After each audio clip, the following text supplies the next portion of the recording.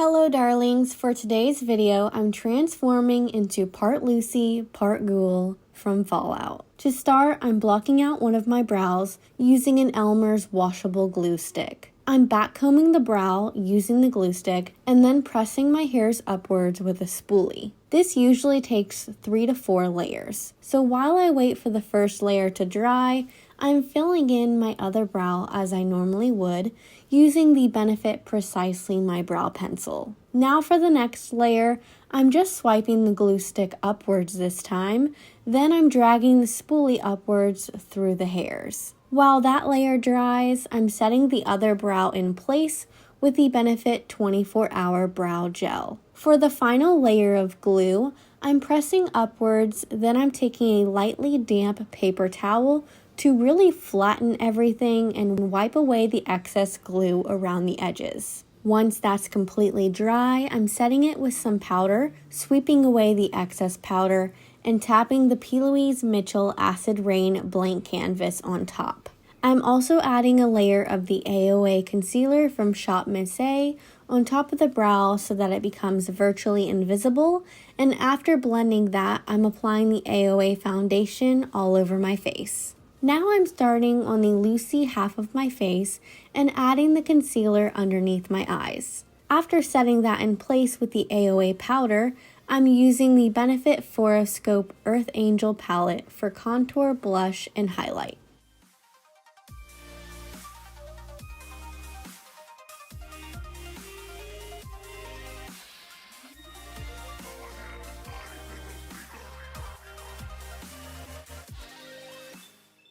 Next, I'm priming my eyelid with the Plouise base and sweeping a light brown shadow through the crease and onto my bottom lash line using the Morphe 35C palette. With the Tarte Double Take Awake Micro Liquid Liner and Brightener, I'm adding a small wing using the liquid side and then switching to the brightener side for my waterline. With that same Morphe palette, I'm buffing out the liner using a dark brown color and then setting everything in place with the Benefit Porefessional setting spray.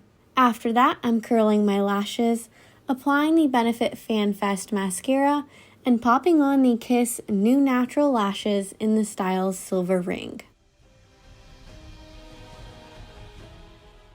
Now we can move on to the Ghoul part of the look. I'm using water-activated paints by Mehron. First, I'm using the brown shade from the basic AQ palette and outlining where I want the two halves to split. Now it's time for the Ghoulification. Ghouls have raw, flaking, burnt-like red skin that can be gray or pale, resembling rotting corpses. I'm following an image of a ghoul and adding different lines and spots to resemble their skin.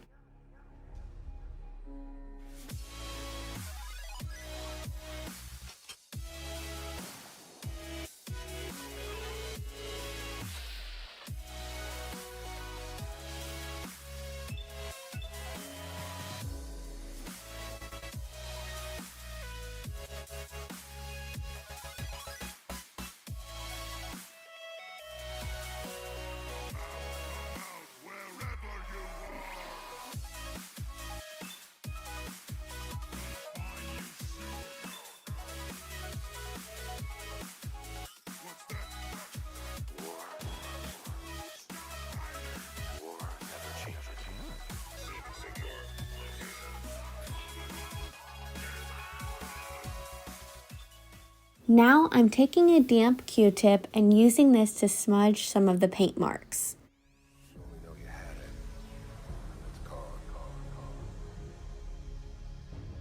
You may think to yourself that you're happy, but you don't really believe it. Once I'm done with the brown paint, I'm adding more details with the black paint, specifically the nose, which is often completely missing on a ghoul.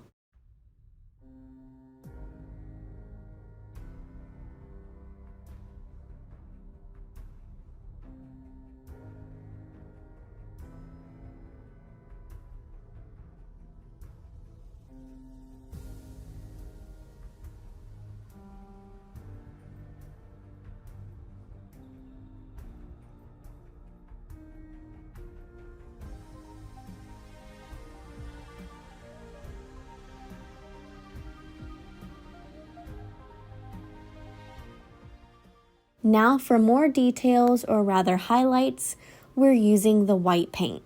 I'm applying this in between the brown and black areas and using my finger to smudge some spots.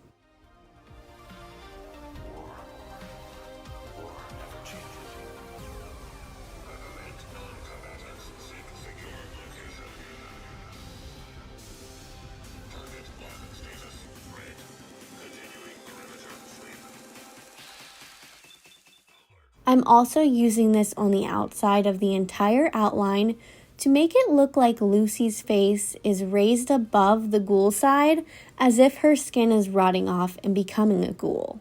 Now I'm taking the Tarte Easy on the Eyes clay liner and adding this to both waterlines on the ghoul side.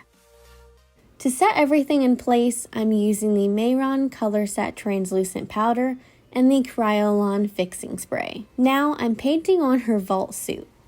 First I'm using the blue paint, then the yellow. I'm adding some details like the zipper with the black paint as well as the gray from the Mehron Tropical palette.